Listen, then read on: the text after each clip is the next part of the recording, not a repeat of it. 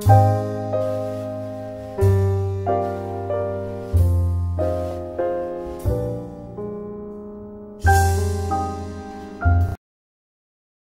very happy to be back here after 1 year. Yes, I did come here for the inauguration of this center, and we had a program in the field across the road. And I am so happy to see so many devotees gathering here like this.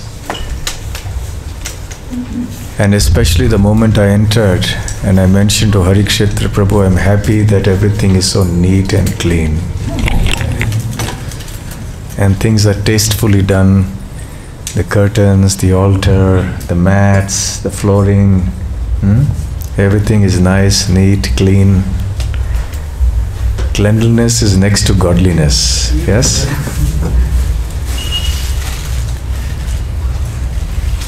Harikshetra Prabhu was very keen I should be here for the whole day.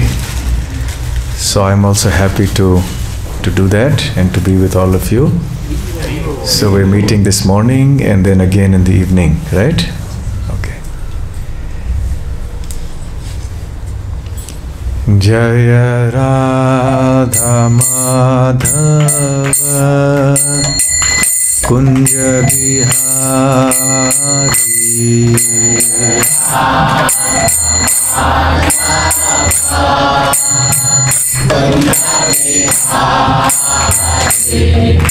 Jaya Radha Madhava Kunja Bihari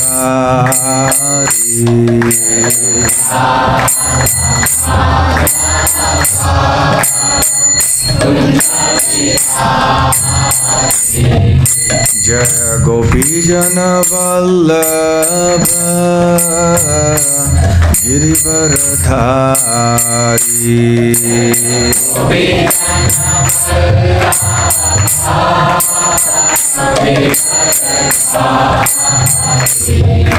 Jaya Gopi Jana Vallabha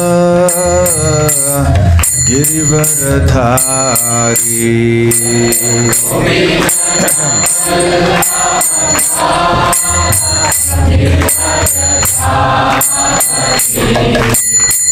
Yashodanandana Braja Jana Ranjana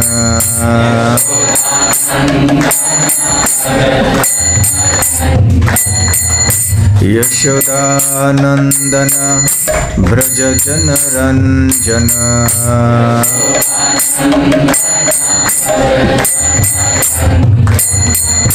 Yamuna Tira Vanachari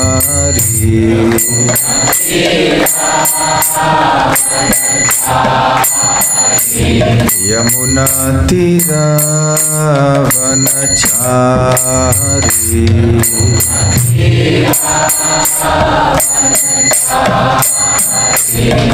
Jaya Radha Madhava Kunja Bihari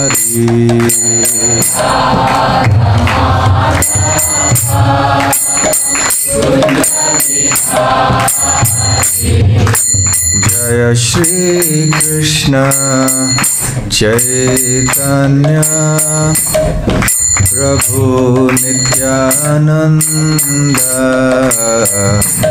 Shri Advaita Gadadhar Shivasadi Gaura Bhakta Vrinda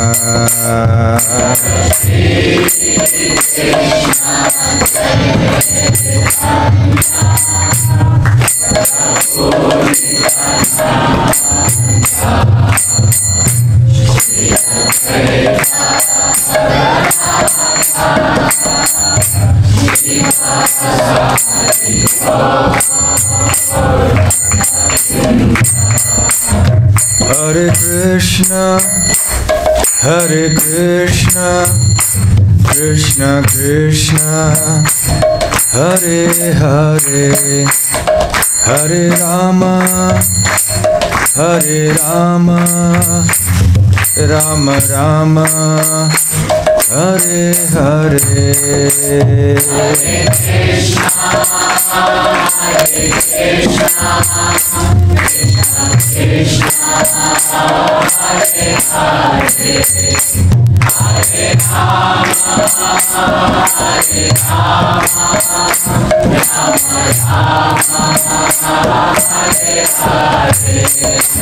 Hare Krishna, Hare Krishna, Krishna Krishna, Hare Hare, Hare Rama, Hare Rama, Rama Rama, Hare Hare, Hare Krishna, Hare Krishna,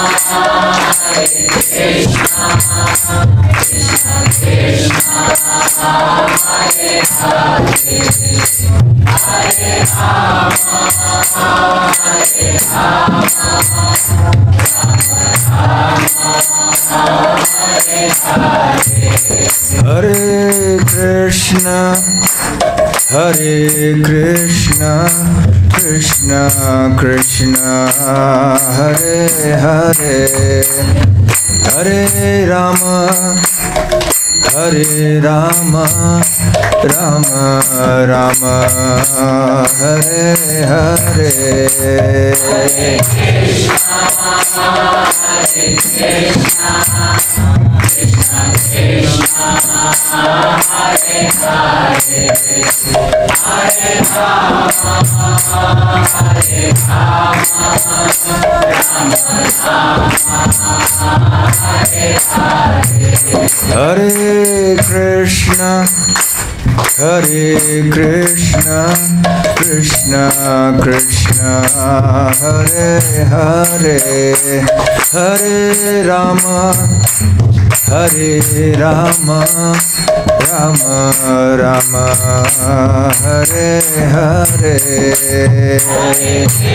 Hare Krishna, Hare Krishna, Krishna Krishna, Hare Hare, Hare Rama, Hare Rama, Rama Rama, Hare Hare, Hare Krishna, Hare Krishna, Krishna Krishna, Hare Hare, Hare Rama, Hare Rama, Rama Rama, Hare Hare, Hare Krishna, Hare Krishna, Krishna Krishna, Hare Hare, Hare Rama, Hare Rama, Rama Rama, Hare Hare,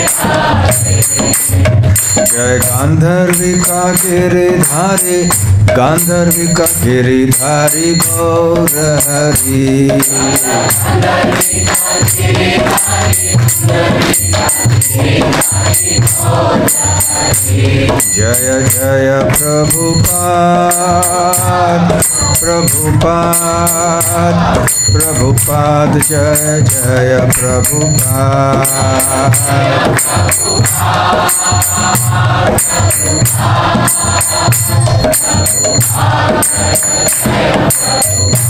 Nitai Gaura Hari Bol, Hari Bol, Hari Bol, Nitai Gaura Hari Bol, Hari Bol, Hari Bol, Hari Bol, Nitai Gaura Hari Bol.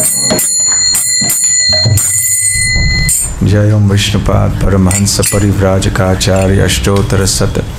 His Divine Grace Abhay Charanaravinda Bhakti Vedanta Swami Srila Prabhupada Ki Jai. Shri Gandharvika Giridhari Shriman Mahaprabhu Ki Jai. Shri Nrsimhadev Bhagavan Ki Jai. Nitai Gaur Premanande. All glories to the assembled devotees. All glories to the assembled devotees. All glories to the assembled devotees. All glories to Shri Guru and Gauranga.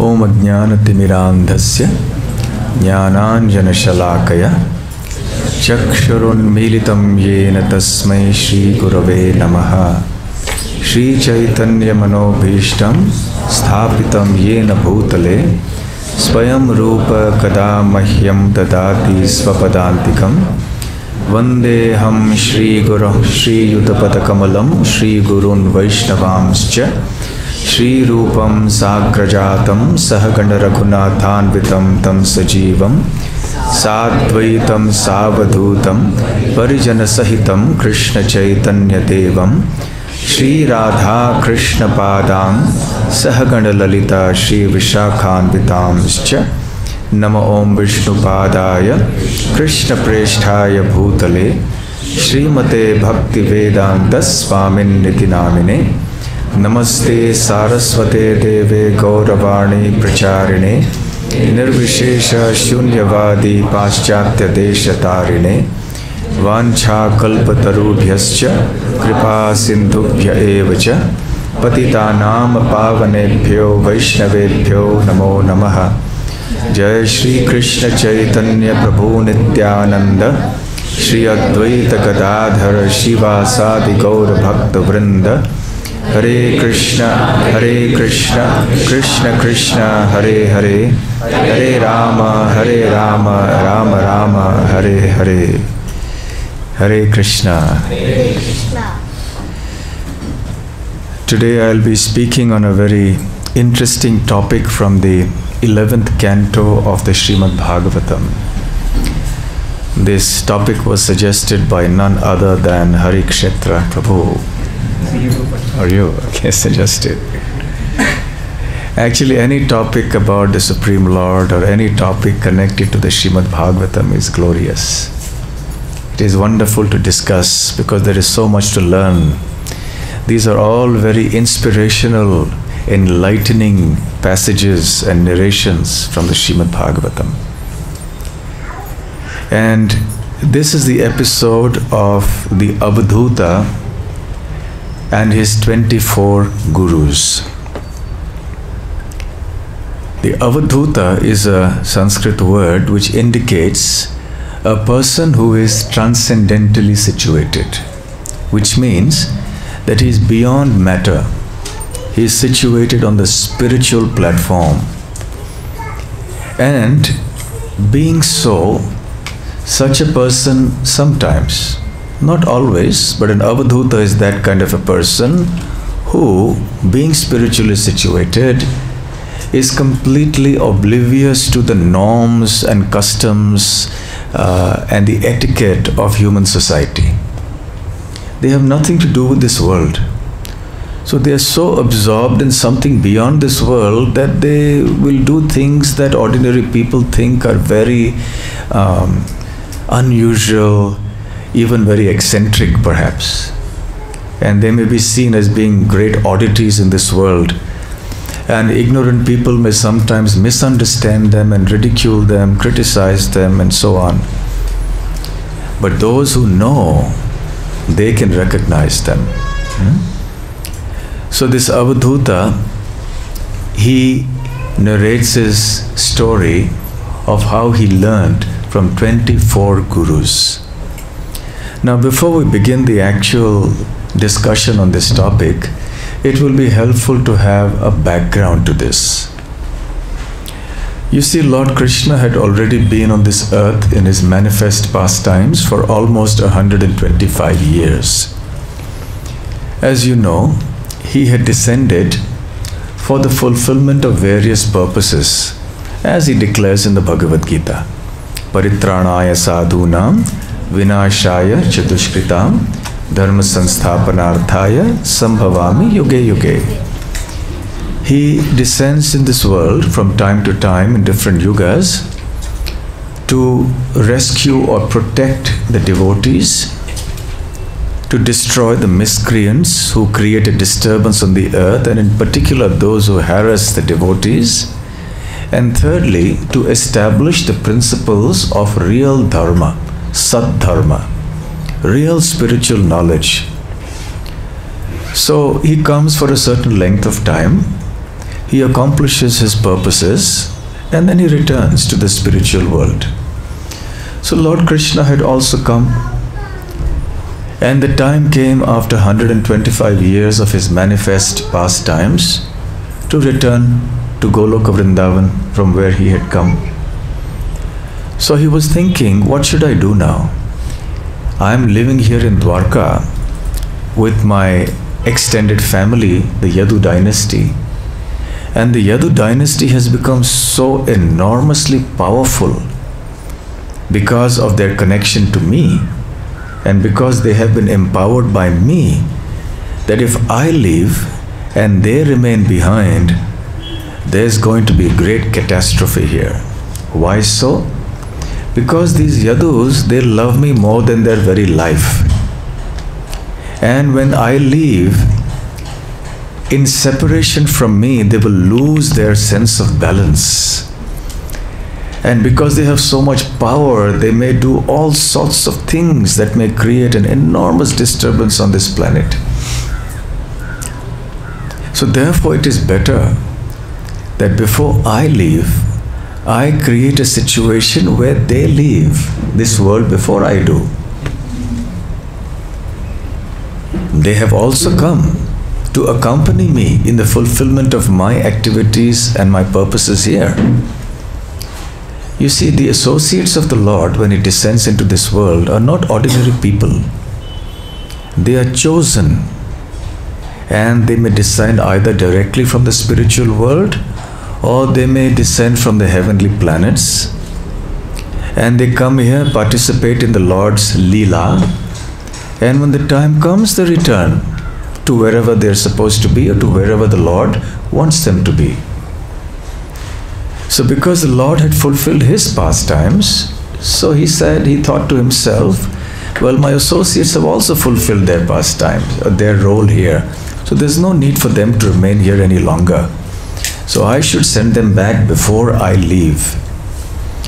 So on the pretext of performing some religious activities, he called together the Yadus and said, you know, the time is very auspicious for all of us as members of the Yadu dynasty to go to the holy place called Prabhas Kshetra, which is on the shore of the ocean.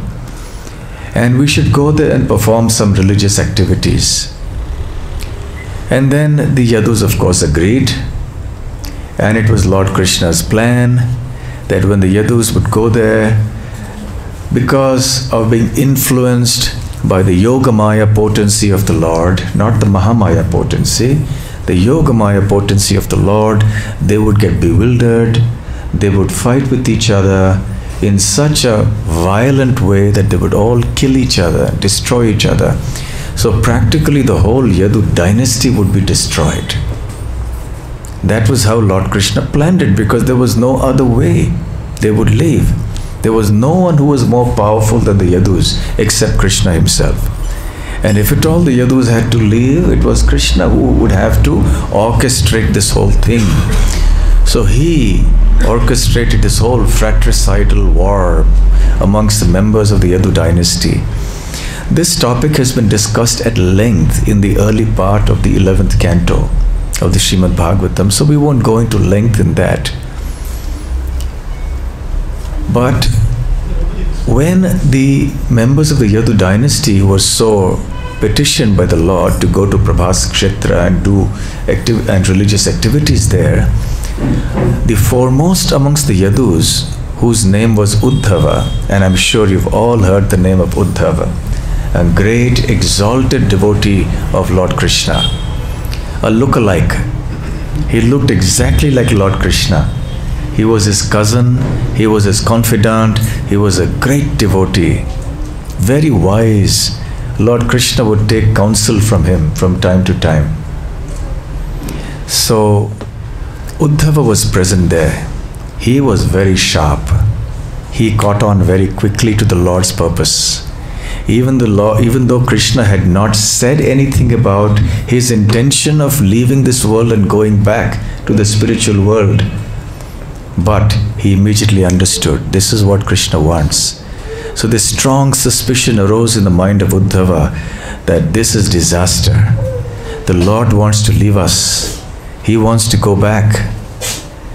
So then, after all the Yadus had left, and then onwards there were further pastimes, as I mentioned. They all killed themselves and they went back to their respective abodes. Actually, it happened through the via medium of a curse. You see, sometimes princes, royal princes, can get very haughty. You understand haughty? Haughty means a little proud and arrogant, because you're born in a wealthy family, you're so powerful, so kings and princes can sometimes be very haughty. So what happened is that one time these young princes, they were talking amongst each other, and some saintly people were present there, the saints. So inspired by the Lord's Yogamaya potency, these princes, led by Samba, the son of Krishna, went and tried to make fun of the saints. And the boys put some cloth or a pillow or something on the stomach under the clothes of Samba, and they dressed him up like a girl, like a lady, and they went in front of the saints and said in mock respect, "Oh great saintly persons, can you tell us whether this young beautiful lady will have a boy or a girl?" So the saints immediately understood, and they wanted to diminish. They understood that this was Lord Krishna's plan, and they had to act as instruments to fulfill Lord Krishna's plan. So then they cursed these young princes and said, actually, what will be born from the womb of this young lady is not a boy or a girl, but a lump of iron. And this iron will be the cause of the destruction of your entire dynasty. The boys were horrified. It was a game that went wrong. And then they realized their mistake. And they immediately went to Ugrasena, Krishna's grandfather, and they begged before, we made a big mistake. We mocked the saints, and this is the curse. And Ugrasena understood. This is it. This is the end. This is the beginning of the end. And then it was this time that Lord Krishna called everyone and said, okay, now is the time. You should all go to Prabhas, do some atonement for the offenses that all of you have done towards these great saintly people who should be always respected. So when Uddhava was present, he understood. He had seen the bad omens.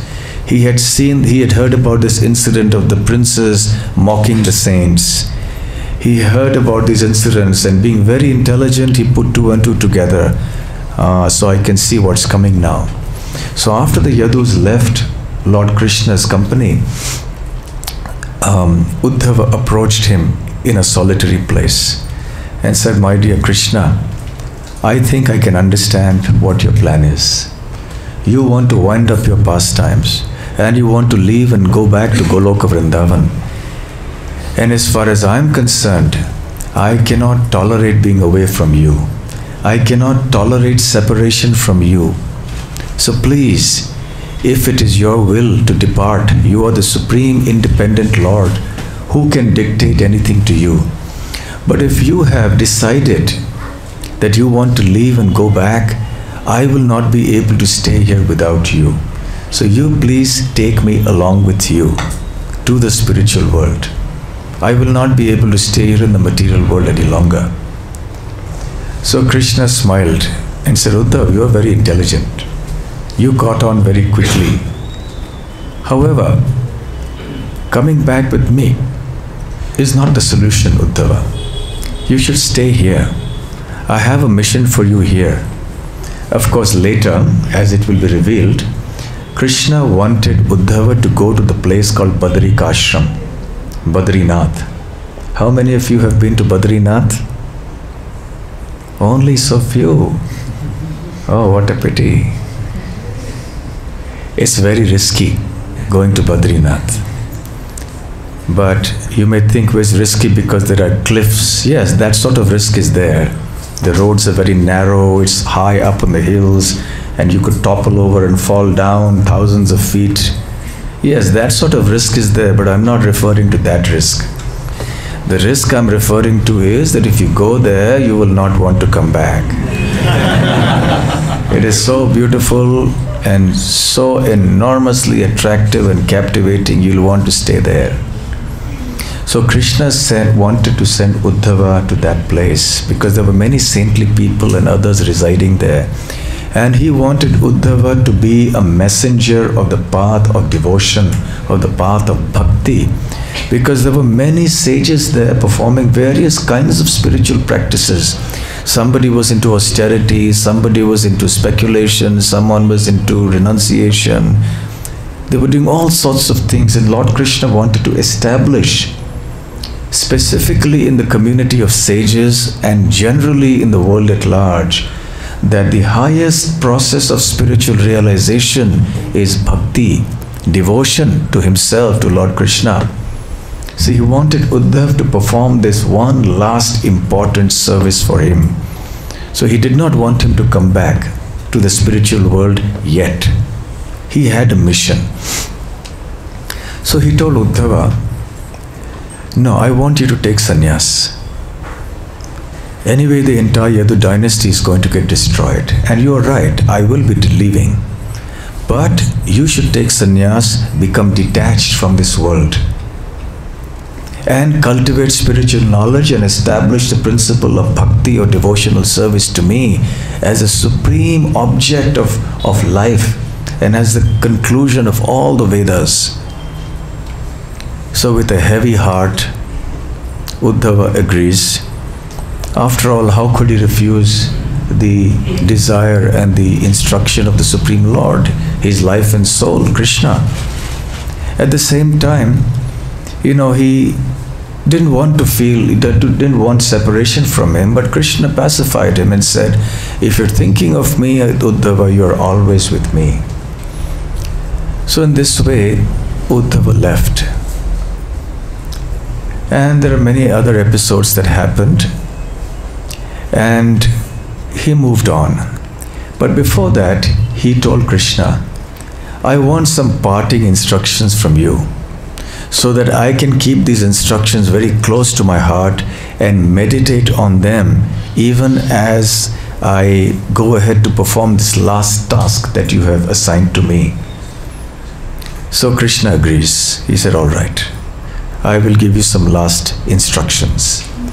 And the instructions that Lord Krishna gave Uddhava are celebrated in this world as the very famous Uddhava Gita. We have the Bhagavad Gita spoken by Lord Krishna to Arjuna, and then we have the Uddhava Gita spoken by Lord Krishna to Uddhava. Now the Bhagavad Gita is the same as the Uddhava Gita in the sense that the essential knowledge is the same, the speaker is the same, Lord Krishna. However, Srila Prabhupada explains at one place that the Uddhava Gita is essentially an elaboration of the Bhagavad Gita. It contains the same knowledge that is there in the Bhagavad Gita, but in more detail. And there are many topics in the Uddhava Gita that Sri Krishna does not allude to much in the Bhagavad Gita. The deity worship, for example, is just one of the topics that Krishna elaborates in detail in the Uddhava Gita. The Uddhava Gita is also quite long. In the 11th canto, we find the Uddhava Gita beginning somewhere in the middle of the 7th chapter, and it goes on to the 29th chapter, which means almost 23 chapters of the Srimad Bhagavatam are the Uddhava Gita. And there's a wonderful question and answer session that goes on between Uddhava and Krishna. Actually speaking, the entire Vedic knowledge is revealed in this fashion, through questions and answers. It is a misconception that people have that spirituality is a path of blind faith or of blind acceptance, or just simply doing something because you've been asked to do it. Well, at a later stage, when one is convinced, then one surrenders to the Guru and then does whatever one is asked to do. But that is on another platform. But even on that platform, there is need and there is scope for submissive, sincere, relevant inquiry. such inquiry is not to be made in a challenging spirit, to prove the speaker wrong, or to find fault in the speaker, or to exhibit one's own learning through these questions. But as Krishna says in the Bhagavad Gita, Tadvidhi pranipatena pariprashnena sevaya upadikshyanti te jnanam jnaninas tattvadarshinaha. One should question and one should be in a mood of service. Sevaya, a humble service attitude, is what should permeate the questions when they are asked. So the whole process of spiritual realization depends on questions. Avadhut Brahma jignasa. Now that you have got this human form of life, make inquiry about the absolute truth. Brahma jignasa. So all the scriptures, if you see, are questions and answers. The Bhagavad Gita are questions, consist of questions asked by Arjuna and answers given by Krishna. The Uddhava Gita consists of questions asked by Uddhava, answers given by Krishna. The whole Bhagavatam is questions asked by the sages, answers given by Suta Goswami. Or questions asked by Parikshit Maharaj, answers given by Shukadev Goswami. And there are questions within questions, conversations within conversations within conversations. So it's all questions and answers. But you see, questions should be appropriate. They should be relevant. One should know what questions to ask. One should have intelligence to ask the right questions. That is the important thing. It's not easy to ask the right questions. Questions anyone can ask, but to ask the right kind of questions to the right person in the right manner at the right time. I remember one time I was at a railway station just about to board a train, and somehow we got caught in a traffic jam and we were late. And we reached there just as the train was about to leave, just a few seconds more, and somehow the devotee who was with me, we pushed the luggage into the thing, and I was about to climb, and there was a young boy who had accompanied us. I have a question. I said. And his question was very deep. It wasn't an ordinary question like, what will you have for lunch or something. I said, this is not exactly the best time to ask your question and for me to answer it when I'm 1 foot on the train and 1 foot on the platform. Maybe another time we should sit and talk. So anyway, this series of questions and answers by Uddhava and Krishna is very illuminating. And Krishna begins by giving some basic instructions to Uddhava, and he tells him how one has to transcend the ordinary bodily or material conception of life, and one has to be situated on the spiritual platform, understanding that one is the eternal spirit soul and one is not this material body.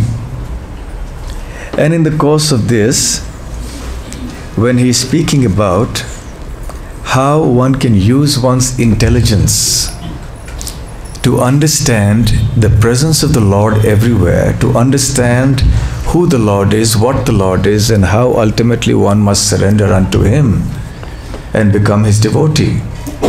So Lord Krishna is making the point in the beginning to Uddhava that spirituality is not bereft of rationality and intelligence. Again, another misconception that many people have, that because this is based on blind faith, there is no scope for rationality, for logic, etc. There is scope for rationality and logic, but it is a higher grade of rationality and logic. So the message that Lord Krishna is giving here is that you can use your rational intelligence to observe the world, and by observation of phenomena and people and objects in this world, you can actually come to the sublime conclusion of the existence of a higher truth behind everything. you can try to understand how to live in this world in the pursuit of the realization of that truth. This is an important point. So devotees of the Lord or spiritual aspirants are also very perceptive observers of the world. Devotees and saints observe things and they come to conclusions. All of you have read Srimad Bhagavatam, at least some portions of it, and you can see that the Srimad Bhagavatam and scriptures like that are full of beautiful poetic metaphors and analogies and so on.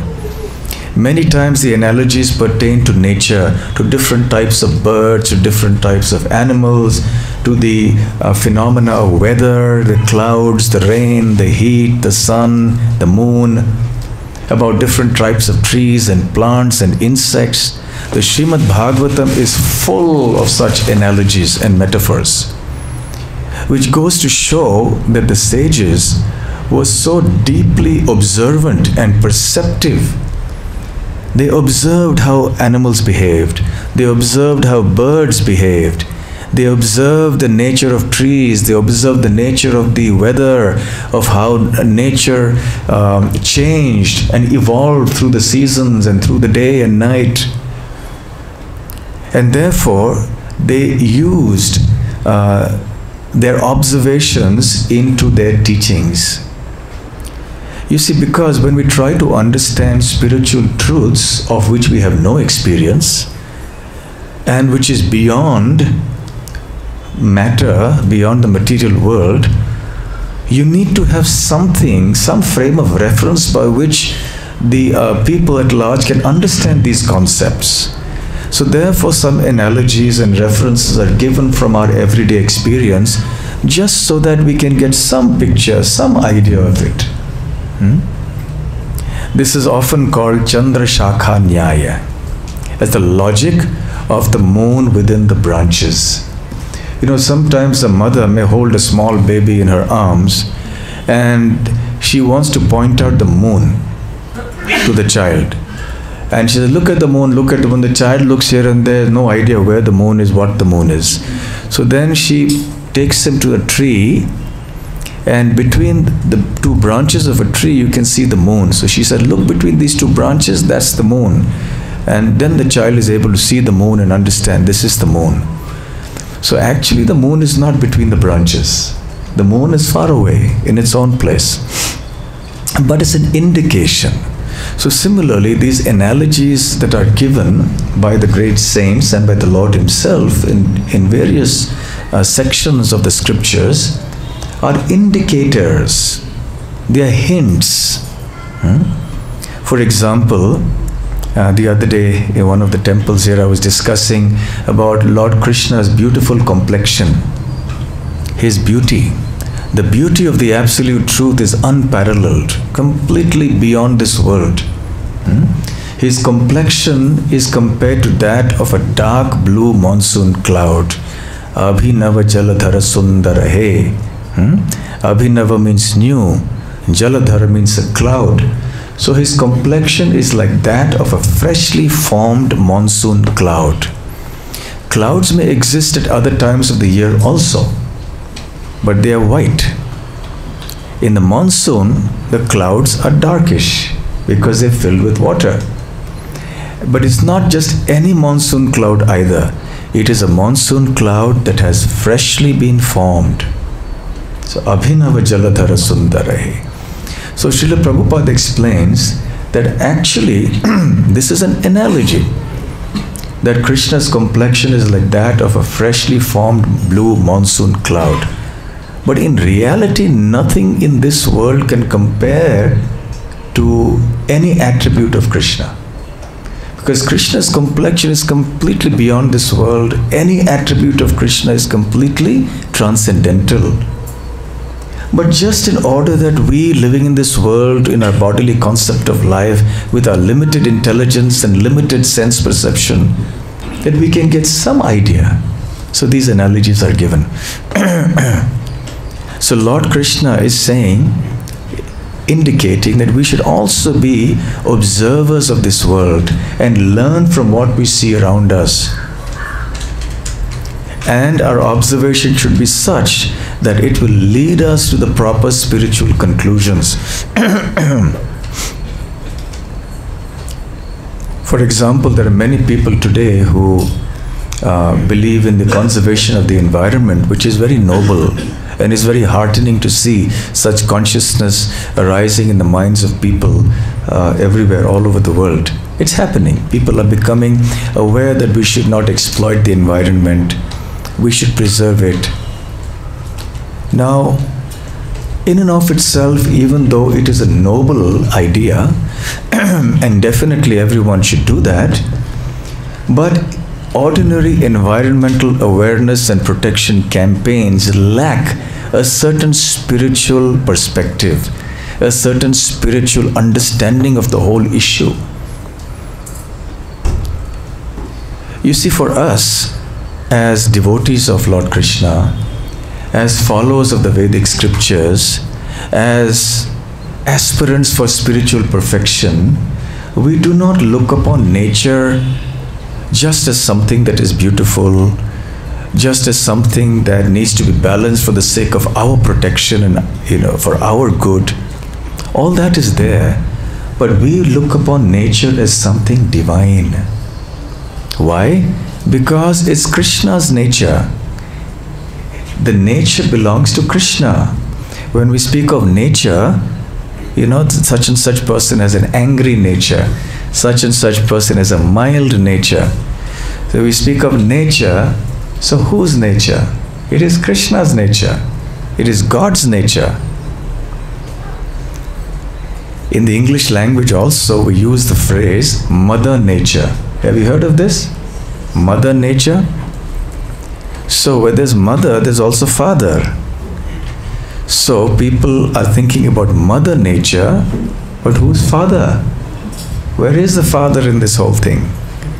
So therefore, our environmental awareness and consciousness, though noble indeed, is incomplete till there is also awareness and conception of and consciousness of the Father. That is Krishna. So there's Mother Nature, there's Father God. Then our understanding becomes complete. Then we see that this nature is originating from Lord Krishna. And therefore, when you look at nature, you have to serve Krishna, because this belongs to Him. One time, Srila Prabhupada was sitting with his disciples, and one disciple wanted to know how it is that by looking at nature or looking at things around him, he could think of Krishna. What is the connection? How do I connect the two? So Srila Prabhupada looked at his desk. His eyeglasses were on the desk, his spectacles. So he said, when you look at the spectacles, what do you think? The disciple replied, these are Srila Prabhupada's spectacles. He said, exactly. So when you look at the spectacles, immediately you think of me. Why? Because these are my spectacles. You know it is my spectacle, and therefore immediately when you look at the spectacles, you're superficially looking at the spectacle, but actually you're thinking of me, because it is my spectacle. If it was just lying anywhere on the street, perhaps if you didn't know that they were my eyeglasses, you may not have thought of me. But now that you know these are my eyeglasses, you think of me. So the first step, therefore, is to know that the environment, nature, is Krishna's property. It originates from Krishna.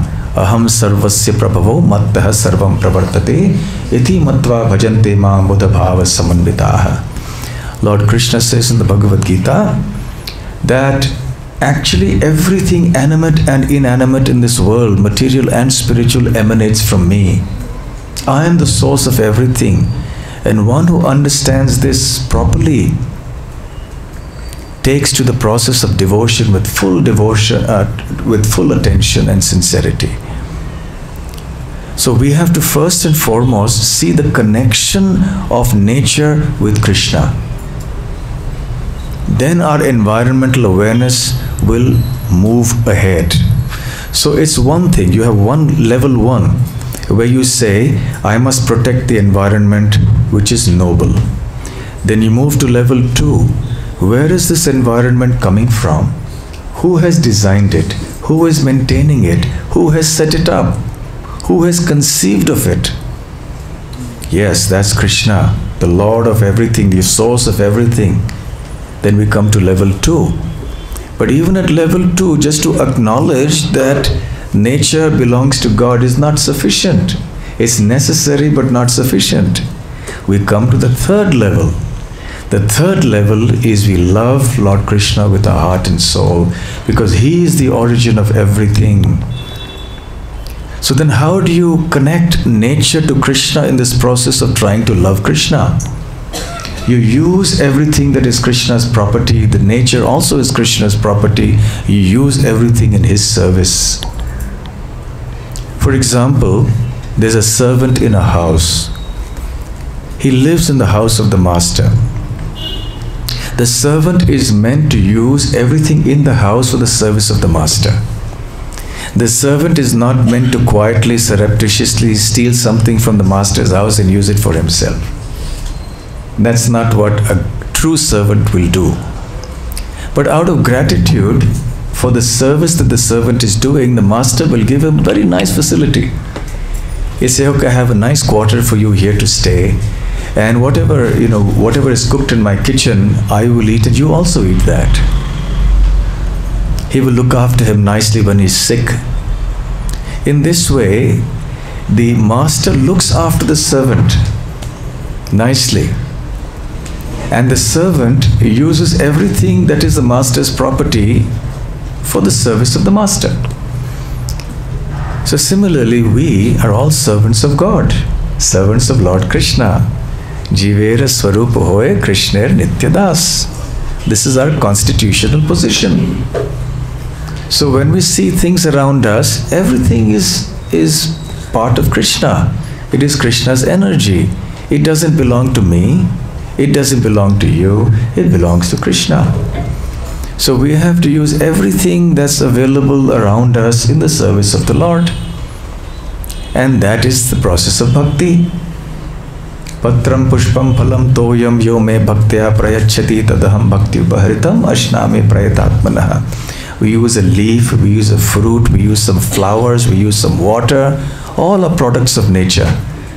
Krishna is has no shortage of water or flower or fruits or leaves.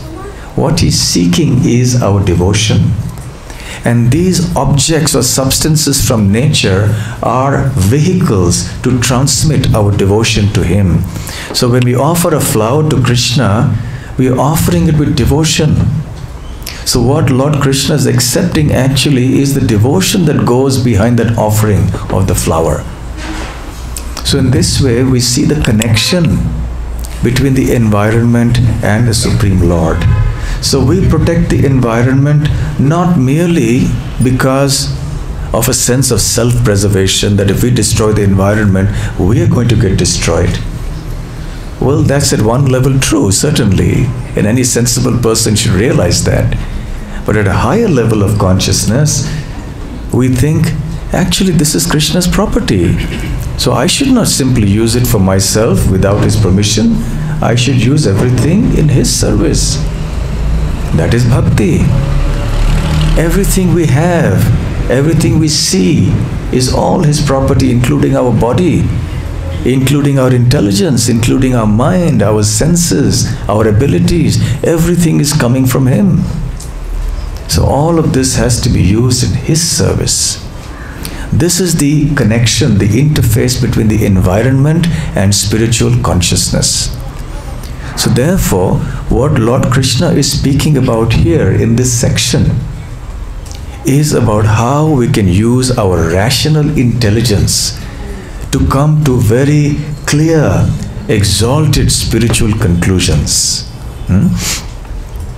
For example, it's a very common question. The other day, a university student was speaking to me about how many of his friends don't believe in God, they don't believe there's anything spiritual. So Yes, they may, but you have to appeal to the rational intelligence. If you simply say, well, you have to believe it, today people are not inclined. So you have to appeal to their rational intelligence and tell them that, look, just look at the world around you. Look at the things of beauty in nature around you. Look at these beautiful trees and the beautiful flowers. Prabhupada used to give the example of how if there is a famous painter who paints a rose, that painting may sell for millions of dollars or crores of rupees. But nobody pays attention to the artist who created the real rose. Yes? The imitation rose goes for millions of dollars. But what about the real rose? And there are millions of such real roses everywhere. Who is that artist who has so delicately crafted a rose or a lotus? Such an intricate arrangement of life in this material world. How the different species of life, the insects, the birds, the animals, the humans, the trees, the aquatics, how they are all interdependent on each other, how they intermingle with each other to form a harmonious ecosystem. What a wonderful, miraculous creation. A thing of unsurpassable beauty, and you think that it happened by chance? Yes, something that is so beautiful. Even a painting you are unwilling to accept happens by chance. So do you think millions of such real objects which are so full of beauty and harmony, they could just happen by themselves? By chance? It's also a question of logic. Which is more far-fetched? To think that everything happened without any intelligence, or to think that everything happened because of some intelligence? Which is more far-fetched? If you say everything happened because of nothing, everything came from nothing, does it make sense? Everything has to come from something. And if you say everything came from a background that had no intelligence, that's also very far-fetched. We have no experience of seeing things that just came about by themselves, especially when things are full of harmony and precision. This material world is full of precision. The rising of the sun, the moon, the movement of the constellations in the sky, the coming and going of the seasons, down to the atomic level and all the way up to the macrocosmos. Everything is working according to certain beautifully designed laws. Do you see the existence of laws without lawmakers? So it's sublimely logical. So in this passage, Lord Krishna will induce Uddhava to use rational intelligence in the observation of the environment to come to the conclusion that yes, I, that is Krishna, am the source of all existence and that we must surrender unto Him. So this is really the background behind the episode that Lord Krishna will narrate to Uddhava now. And he speaks about a certain time when the great king Yadu was wandering on the earth. King Yadu was a son of King Yayati. Now Yadu was also the ancestor of Krishna. So therefore Krishna's dynasty is called the Yadava dynasty or the Yadu dynasty. Yes? So King Yadu was a self-realized soul. Just to give a brief history about King Yadu, his father Yayati was very keen to enjoy this world. And even in his youth, he had enjoyed and enjoyed and enjoyed, but was still not satisfied. And that is the way of worldly enjoyment. It never satisfies you. You always want more and you're still dissatisfied. So, Yayati one time called his grown-up sons. They were adults, young men. And he said, you know, my desires for enjoying this world have not subsided. So therefore, you are my sons. I have a request of you. You give me your young age and take my old age in exchange. And I will enjoy this world for some years more. And when I'm done with my enjoyment, then I'll return your old age to you and take back your young age to you, and I'll take back my old age. So he asked Yadu. He had several sons. He asked them one by one, and all of them said, sorry, this is one thing, you're our father, we have great respect for you, love for you, we'll do anything for you except this. Because we also want to enjoy this world. You know. The elder son Puru, he agreed. He said, all right, I'm willing. So he did that. One of the sons who refused was Yadu. So the question arose that why would a great exalted devotee like Yadu, a self-realized soul, refuse his father's wish? He should have been more obedient to his father, respectful to his elders. Why did he not follow this? And the acharyas explained that because ultimately Yadu had to give birth to other children who would in turn be the cause of further generations in which Lord Krishna would appear. So Yadu had this great service earmarked for him. So he could not waste his time doing all these other things. So he had a task cut out for him. He was to be the ancestor of Lord Krishna. So he was a self-realized soul. And one time as he was wandering, he came across this young Avadhuta. I've already mentioned what an Avadhuta is. This Avadhuta was young. He was very handsome, very good looking. He was fearless. And he seemed effulgent like anything. And he was sitting and walking and moving around as if he was dull-headed. But King Yadu could understand that this is a Paramahamsa.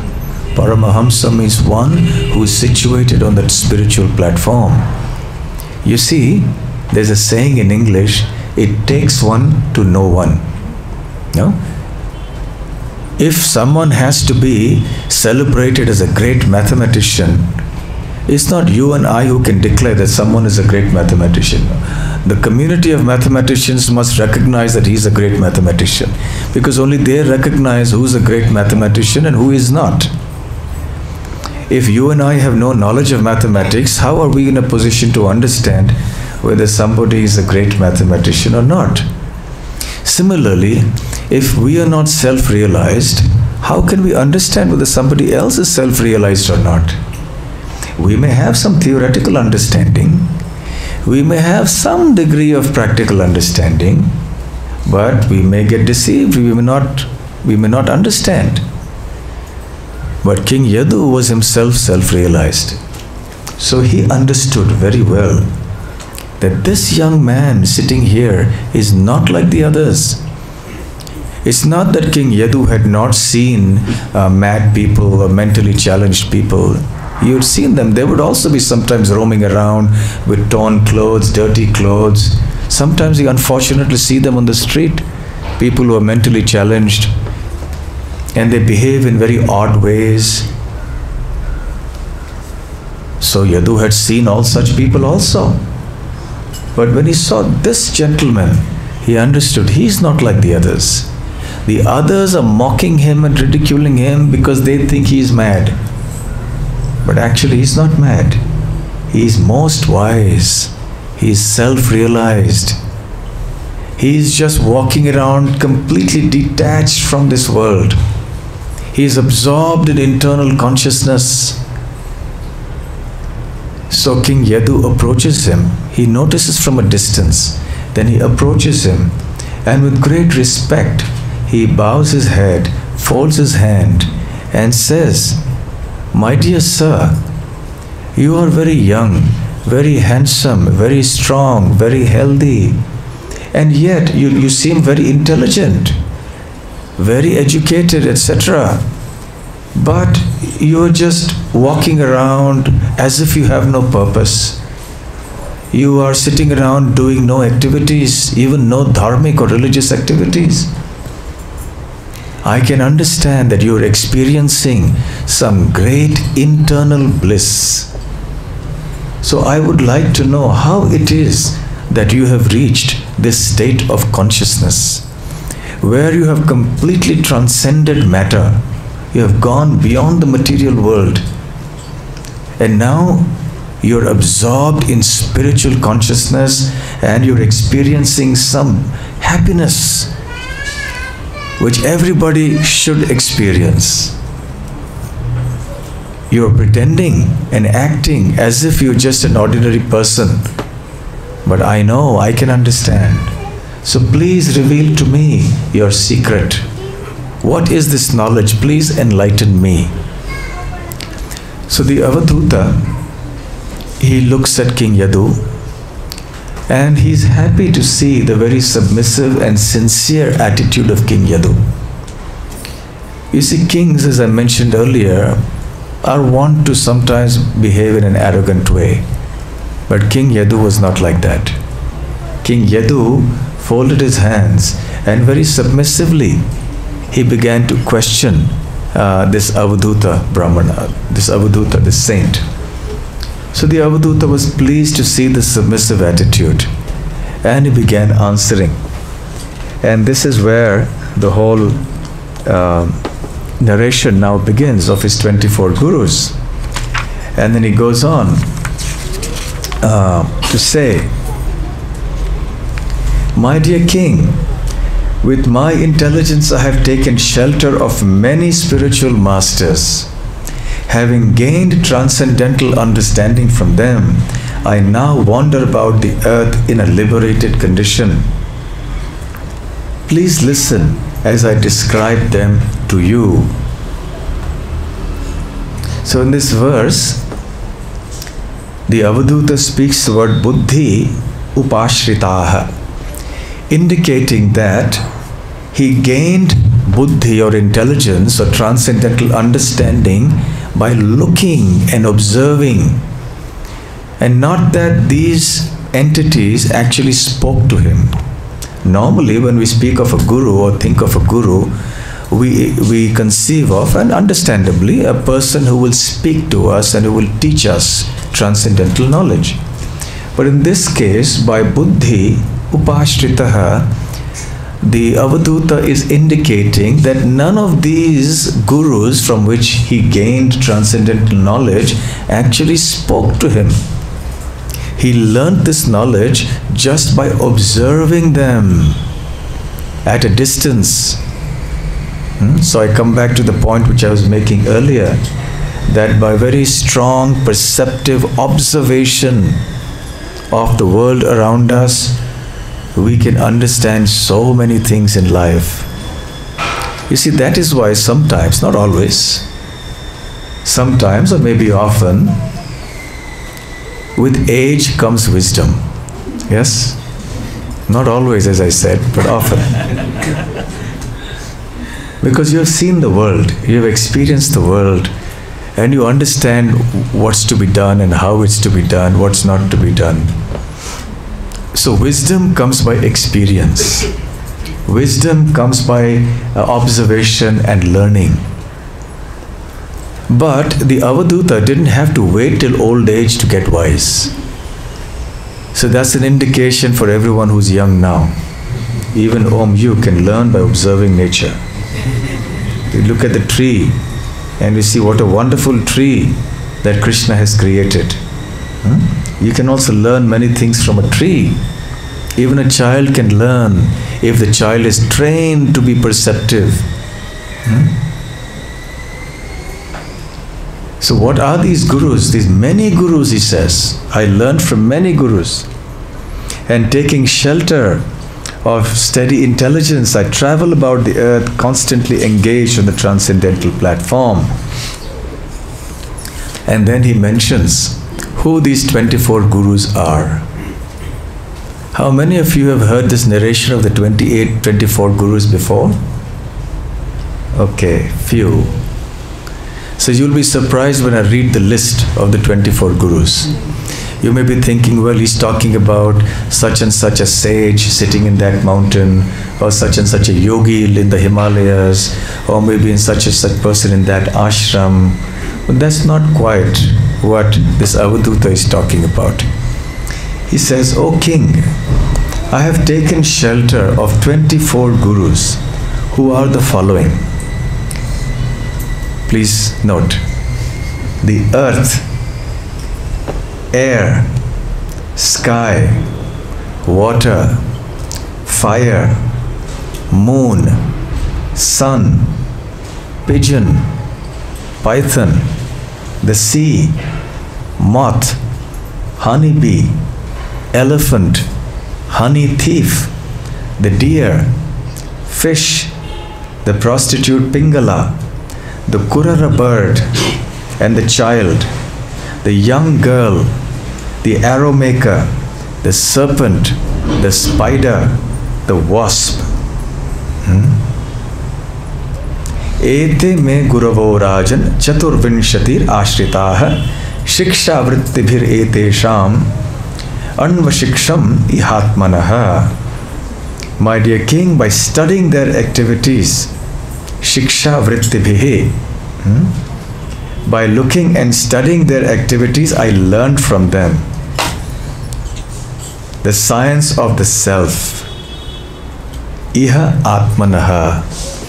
So I learned the science of self-realization by looking at these, observing carefully these 24 gurus. Actually, does anyone know the identity of this Avadhuta? Yes. Sorry? Dattatreya. Yes, he is an incarnation of the Lord, Dattatreya. And he appeared to exhibit transcendental knowledge. So this Avadhuta is actually an incarnation of the Lord, called Dattatreya, and this has been explained in the commentaries of the Acharyas at a later stage. So what is it that he learns from these gurus? Of course, we're going to continue this session this evening also. Let's start with the first one. Please listen, O son of Maharaja Yati, O tiger among men, as I explain to you what I have learned from each of these gurus. Now he begins by talking about the earth. What has he learnt about the earth? A sober person, even when harassed by other living beings, should understand that his aggressors are acting helplessly under the control of God, and thus he should never be distracted from progress on his own path. This rule I have learned from the earth. Okay, please repeat this after me, the translation. A sober person, even when harassed by other living beings, should understand that his aggressors are acting helplessly under the control of God, and thus he should never be distracted from progress on his own path. This rule I have learned from the earth. How many of you have experienced some trouble given to you by others? How come some of you are not raising your hands? Then you must be Avadhutas. You must be self-realized.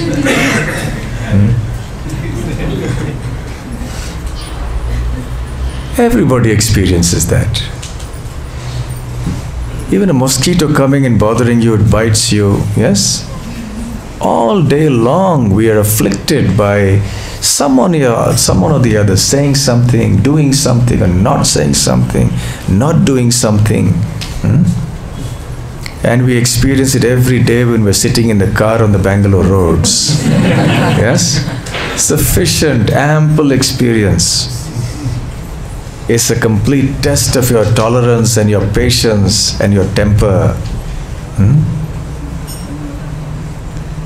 So the earth is a symbol of tolerance. This is the lesson that the Avadhuta is learning from the earth. You know, that people inflict so much violence on the earth, but the earth remains steady. She is forbearing.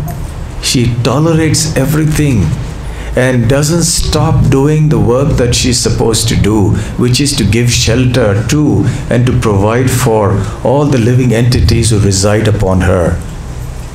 She never deviates from her duties, despite the fact that even those she's supposed to shelter harass her, give trouble to her. And we see today that there is so much exploitation of the environment going on, isn't it? Of the earth. This massive oil drilling, mining. Earlier these things were done on a small scale because there wasn't much of modern machinery available. But now with the modern technology, mining and drilling and such things have become so massive. They cause such disturbance in the fine balance of nature. We do not realize how much damage is being caused. You see, in the Srimad Bhagavatam, there is the description of Hiranyaksha, the brother of Hiranyakashipu. He was mining for gold. And he mined in such an intensive way that the earth was displaced from her orbit and she fell into the Garbhodaka ocean at the bottom of the universe. And then Lord Vishnu had to appear as Varahadev to rescue the earth and restore her to her orbit. Because of Hiranyakashipu's Ugra Karma. Ugra Karma means horrible activities meant for destroying the world. So we are doing these very technologically intensive activities. You will remember that many years ago, or some years ago, there was a huge tsunami, a very tragic thing that happened on the coast of Japan. And the waves that were many, many meters high, they slammed the shores of Japan. There were earthquakes also. And there was a nuclear reactor that leaked, and many people who were living in the vicinity, many miles around it, were all afflicted with disease from the radioactivity that had leaked. It was an enormous tragedy. And I read an article by somebody. It seemed reasonable enough, although I cannot say for sure whether this is the main reason, but it seemed reasonable enough. And his theory was that one of the contributing factors for this particular earthquake, and for others perhaps, is that we have upset the fine balance of nature by digging and digging and digging and creating so much imbalance. You know, the underground railway network in Japan, Korea, they go several kilometers below the earth. Like 3 kilometers, 5 kilometers under the surface of the earth. That is how deep these railway lines are, the underground railway.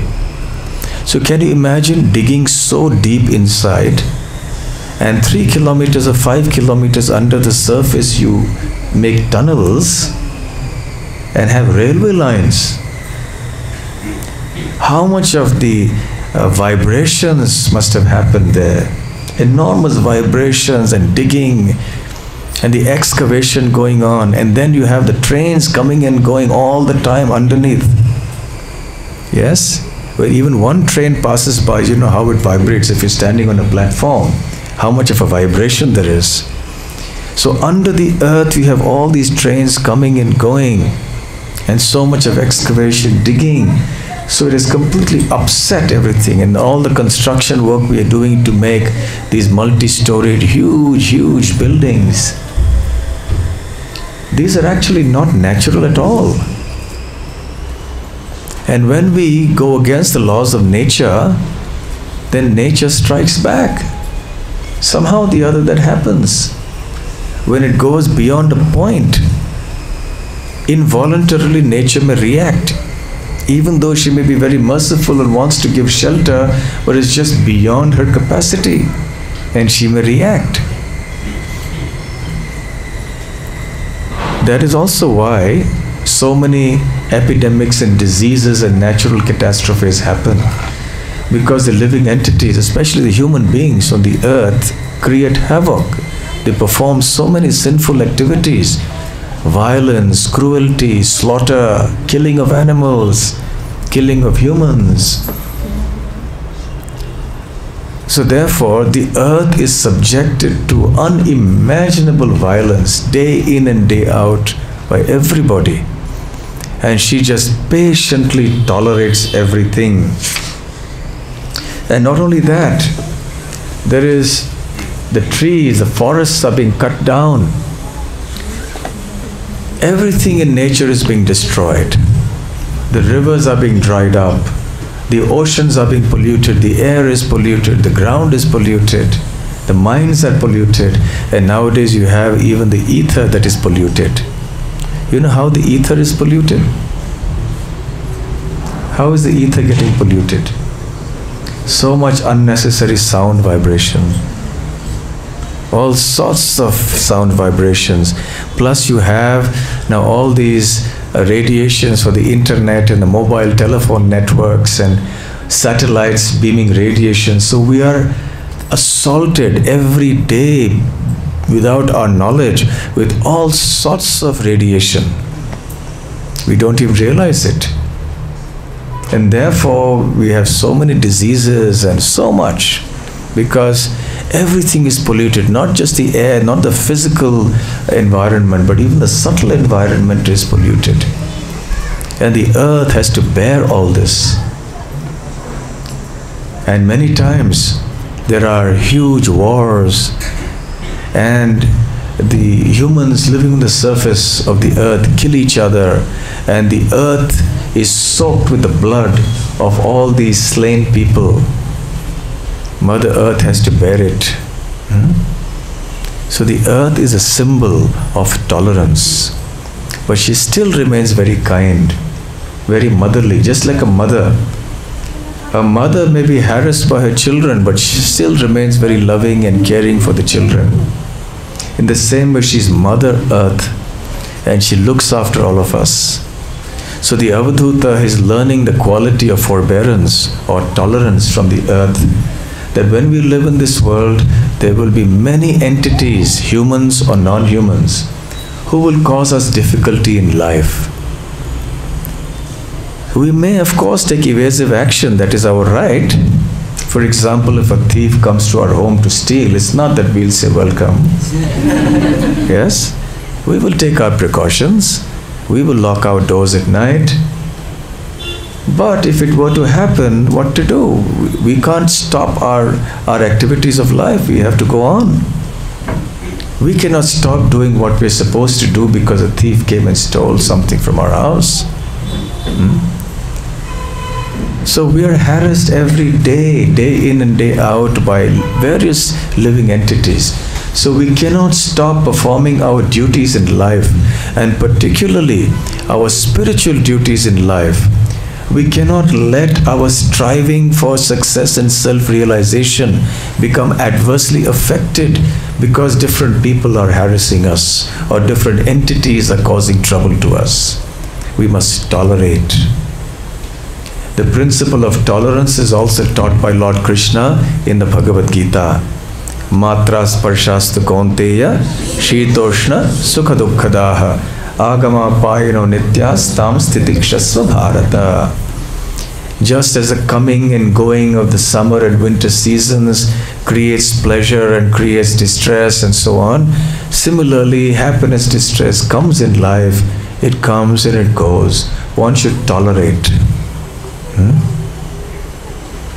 In the modern day and age, one notices that people's ability to tolerate has drastically diminished. Do you agree? And therefore people quarrel so easily nowadays. The slightest inducement, the slightest provocation, sometimes even without provocation, they just fight, they quarrel. Sometimes they become so serious they kill each other. So the ability to tolerate has gone down. So we have to keep Mother Earth in mind. So we have to continue our noble activities in life, notwithstanding the difficulties that others may want to put us into. And he continues and says, a saintly person should learn from the mountain to devote all his efforts to the service of others and to make the welfare of others the sole reason for his existence. Similarly, as a disciple of the tree, he should learn to dedicate himself to others.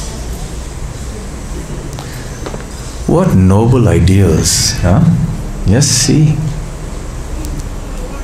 What advanced level of thinking. Please repeat this after me. A saintly person should learn from the mountain to devote all his efforts to the service of others and to make the welfare of others the sole reason for his existence. Ouch. Yeah. That hurts? This is saintly conduct. Similarly, as a disciple of the tree, he should learn to dedicate himself to others. So that here, the Avadhuta is continuing with the example of Mother Earth, and he's speaking about the mountains and the trees which are on the earth, and using them as examples further. Shashvat parartha sarveha. So sarva iha means all one's efforts. Para artha, for the sake of others. Shashvat, always. So the first point he's making here is that one should learn from the mountain to devote all one's efforts for the welfare of others. What benefits do we derive from mountains? Any of you can suggest? Huh? Rains. How come? The rain clouds hit the mountain and then they pour rain down. Okay? And the mountain withstands the blows of the clouds. The clouds come and dash against him. And once the clouds strike and it rains, what does the mountain do? It lets the water flow down. And there are rivers and streams that form. Waterfalls come. And the mountain therefore becomes a source of supply of rejuvenating fresh water for the people on the land. So the mountain serves the people in this way. What other ways does the mountain serve? Minerals. Minerals, right. The mountains, they supply so many different types of minerals that are available there. Unfortunately, these mountains are being indiscriminately destroyed now, all over. I see that happening in many places. In fact, in Vrindavan, in the Braja area, this became such a huge crisis, and it continues to be a crisis. Entire mountains are being cut. Entire hills and mountains are being cut all around for various reasons, because they want the minerals, they want the rocks, they want this or that, something. But the mountains bear it, but we should not bear it. We should protest, and we should ensure that this violence and cruelty doesn't happen, and ultimately we are going to harm ourselves. Also, the mountains, they give sustenance to innumerable varieties of life forms, different types of foliage and vegetation, trees, plants, medicinal herbs, different animals, birds, insects. They take shelter of the mountains. Yes? So the mountains provide us all sorts of things that are valuable for us. And the second point he makes here is Para artha ekanta sambhavaha. Para artha, artha means benefit, para means others. Ekanta means only. Sambhavaha means for this, for one's purpose of life. So the Avadhuta is saying that one should make the welfare of others the sole reason for existence, for one's existence. Where can one find such noble ideals? Yes, we may think this is not practical, but you see, a person is known by the ideals he or she keeps in life. This is saintly conduct. And we should also try to imbibe, to whatever degree is possible for us, these attributes of how we should live for the sake of others. This is Vedic culture. This is Vedic civilization. This is real human civilization. That we should not live a selfish life just for our sake, just for my sake, my benefit. We see selfishness as one of the greatest enemies of humanity. The Vedic culture says a life that is not lived as a sacrifice for others is a life not worth living. It is a life lived in vain. So imagine if everybody, all the human beings living on earth, lived their life according to this principle, that we live for the welfare of others. We take inspiration from the mountain to devote all one's efforts for the service of others. What would be the nature of this world? It would become the spiritual world. It would become Vaikuntha. We should reflect on these things. We should keep these things in mind. The next time our selfish nature comes up, as spiritual aspirants, our old habits and tendencies and attributes do emerge from time to trouble us. Even though we are practicing devotees, we'll find these negativities coming up in our mind because they haven't disappeared altogether. They will disappear only when we attain perfection in our spiritual life. So we should be very cautious to see that this selfishness doesn't arise in our heart, that we remain noble-hearted, that we ever remain devoted to the welfare of everybody else. Such a beautiful civilization, really. We should spread these ideals amongst the world at large. This is what the world needs, this kind of a self-sacrificing spirit, rather than a spirit of self-aggrandizement where we just gather, it's just for me and my family and me and my selfish needs. This is creating havoc everywhere. In the 10th canto of the Srimad Bhagavatam, there is a beautiful passage where Shukadev Goswami describes Krishna with Balaram going out with the cowherd boys. They're going into the beautiful forest of Vrindavan.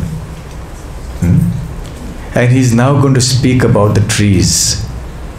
Because here the third thing he says, that as the disciple of the tree, one must learn to dedicate oneself to others.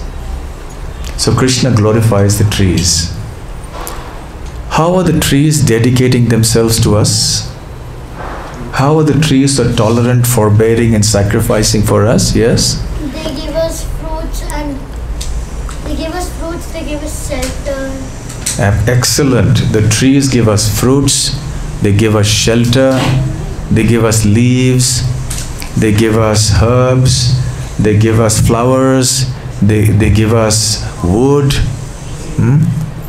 Isn't it? Even when a tree is cut down, it doesn't protest. And even after its death, it gives its body as firewood so that we can burn and benefit. We can burn the wood, get fire to cook or to keep ourselves warm. So the tree's very existence is dedicated for the welfare of others. It doesn't protest when it is harmed. So long as it is able to help others, the tree is satisfied. This is the nature of great saintly persons. So saints are sometimes compared to trees because of this quality of the tree. The tree provides shelter to birds, to insects, to humans who may want to go under it. innumerable ways. Every tree has some benefit that they can give. There are pious trees, there are impious trees. Just as there are pious humans and there are impious humans. Pious trees are those that produce fruit, flowers, and that many times can be used for worship and are sattvic in nature. There may be some trees that are impious, but they also in nature have a valuable function to perform. They also serve humanity in so many different ways. It's only of late, in the last 100 years or so, that we have various chemicals that we use as medicines. But previously, for healing, they had a natural lifestyle and they used the products of the trees. They used certain roots or the bark of the tree or the flowers or some part of the tree was used in a certain way to make medicines, and they were very, very effective. So how we can be dedicated to the world in serving others can be seen from the example of the tree. Before I come to Krishna's example once again, a little narration from Bhagavatam comes to my mind. One time, the demigods and the demons were engaged in some warfare, as commonly happens. And they were told that the only way you can defeat the demons now is to acquire a weapon that is made from the bones of the great sage called Dadhichi. Because of his austerities, he has become so strong that his bones will be invincible when they form your weapon. So go and ask him for his body. So they say, how can we go and ask him to give us his own body? That means he has to die. If we are to use his bones, then he has to die. So they said, no, you should go and ask him. So they go and they ask him. He's a sage, he's sitting absorbed in his meditation. He welcomes his guests, so what can I do for you? He said, we have a very unusual request for you. They didn't feel embarrassed, or perhaps they did. They did feel a little ashamed. What have we come to ask for? So they said, you see, we are being harassed by the demons and we need to make a weapon. And we were told that the only weapon that can counteract the offenses or the offenses of the demons are weapons made from your bones. So we want your body. So Dadhichi, without hesitation, said, is that all you want? My body? This body anyway is temporary. One day we have to die. So if in the course of living, if I have used my body for somebody's welfare, for somebody's good, my life is glorious. So immediately he offered his body. Yeah, you can take my body, take my bones. And he quit his body. And then they were able to use the bones to make some weapon, and then they emerged victorious in the battle. So the idea that anyway life is temporary, so why make such a big thing about the material body? Use it for the welfare of others and make your life successful. So coming back to the narration of this beautiful pastime of Lord Krishna from the 10th Canto, 22nd chapter. One time when Krishna and his cowherd boyfriends were walking along in the forest, it was summer. The heat of the sun was very strong, so they were looking for some shade. So then Krishna looked at the trees and he saw how the trees were giving them shade and relief from the heat. So he called out to his dear friends, the cowherd boys, Hey Stoka Krishna, Hey Anshu, Hey Sridama, Hey Subal, Hey Arjuna. This Arjuna is not the Bhagavad Gita Arjuna. This is the cowherd boy Arjuna. Hey Vishala, Hey Vrishabhanu, Hey Ojaswin, Hey Devaprastha, Hey Varuthapa. He called out his friends. And he said, just see these greatly fortunate trees whose lives are completely dedicated to the benefit of others. Even while tolerating the wind, rain, heat and snow. They protect us from these elements. So now Krishna is touched that we were suffering from the heat, and now we've come under the shelter of these trees and we're feeling cooling relief. So these trees have dedicated themselves to the service of everyone. So my dear friends, just see how glorious these trees are, because their lives are completely dedicated to the welfare of others. Then he goes on to say, just see how these trees are maintaining every living entity. Their birth is successful. Their behavior is just like that of great personalities. For anyone who asks anything from a tree never goes away disappointed. Like the demigods came to Dadichi. Dadichi made sure they didn't go away disappointed. They got what they wanted. So trees are like that. They give whatever people seek, whoever. They want some wood, they want a fruit, they want flower, they want the bark, they want the roots. The tree is ever willing to give whatever it can for the welfare of others. Then he goes on to say, these trees fulfill one's desires with their leaves, flowers and fruits, their shade, roots, bark and wood, and also with their fragrance, sap, ashes, pulp and shoots. So these are the different ways that trees can help all the living entities. And then he speaks a very important verse. Etavaj janma saphalyam dehinam iha dehishu pranair arthair dhiya vacha. He says, Shreyas acharanam sada. Very important verse. I will request that all of us should memorize this verse.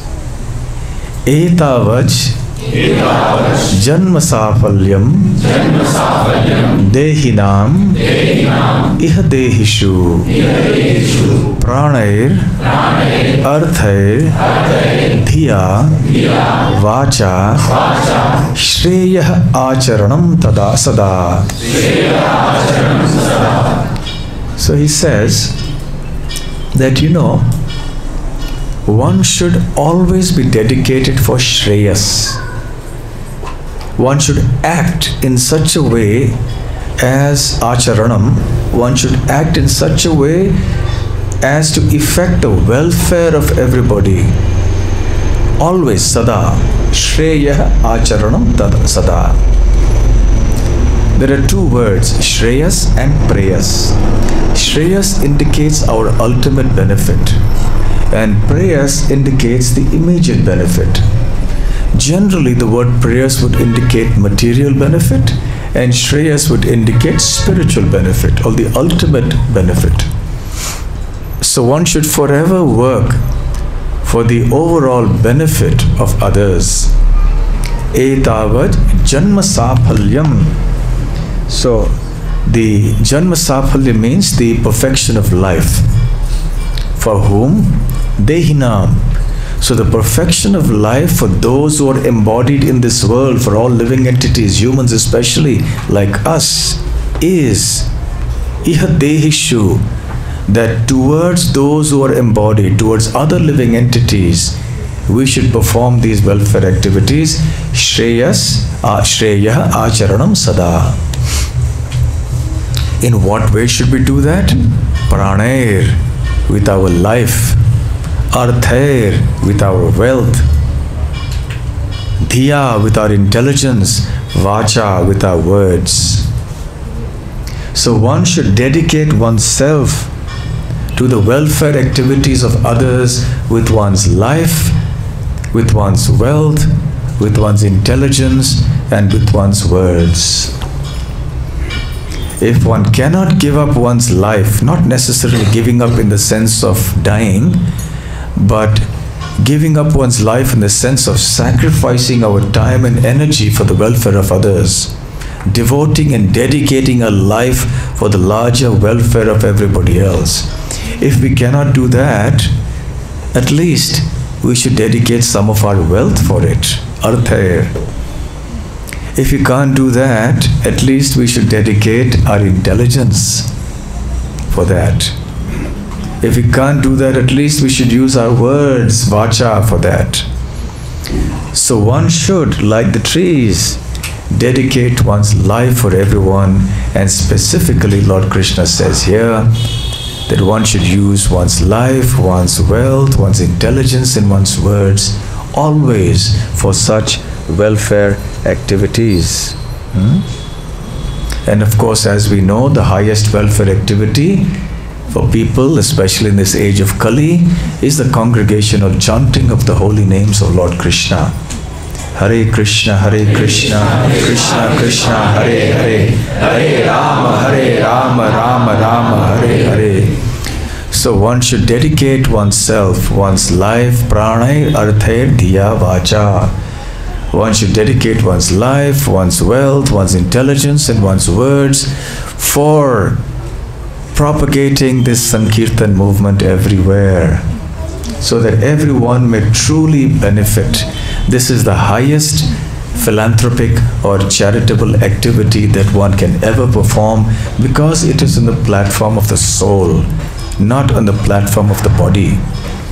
Other philanthropic and welfare activities like healing the sick, feeding the hungry, giving money to the poor, etc., are very noble.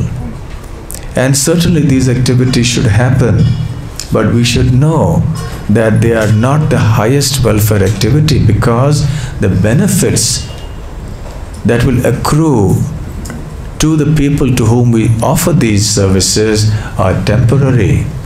When you feed a hungry person, he will get hungry again after a few hours.